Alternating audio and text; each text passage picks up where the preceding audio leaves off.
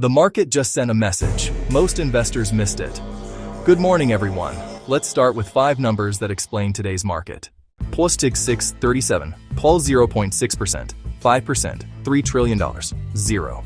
The Dow Jones opened higher by around 637 points. The S&P 500 gained about 0.6%.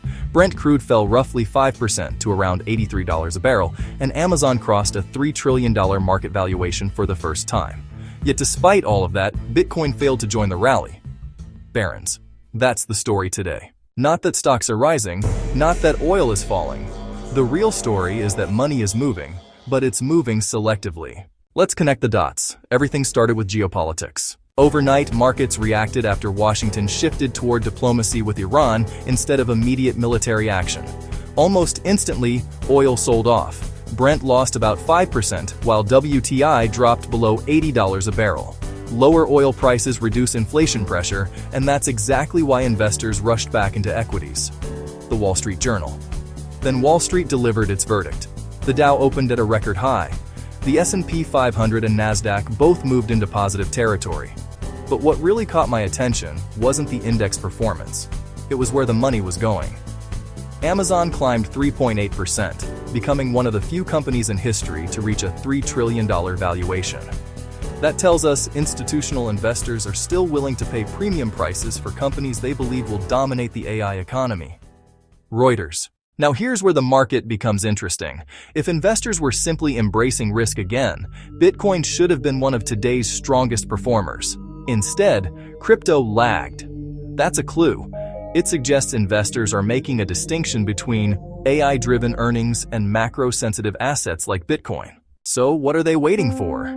This week is loaded with catalysts. Today's focus is on U.S. economic data, while after the closing bell, all eyes will turn to Palantir's earnings.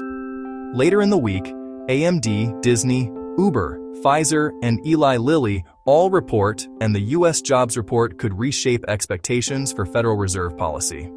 Now let's look at what professional traders are discussing. The conversation has shifted away from, is Bitcoin bullish or bearish? Instead, the questions are, can AI earnings justify today's valuations? Will this week's economic data force markets to rethink interest rate expectations? And if Treasury yields continue easing, will crypto finally catch up to equities? That's a much more sophisticated discussion than simply watching the Bitcoin price. Here's my money map for today. AI. Strong institutional inflows. U.S. equities, risk appetite improving. Industrials and transport, benefiting from lower energy prices. Bonds, watching incoming economic data. Gold, holding steady while investors wait for macro confirmation. Crypto, waiting for a catalyst rather than leading the market. So here's the conclusion. Today's biggest winner isn't Amazon. Today's biggest loser isn't Bitcoin. The real winner is clarity. Markets now have one less geopolitical risk to price in, but they still don't have enough economic certainty to fully embrace every risk asset. That's why stocks are leading.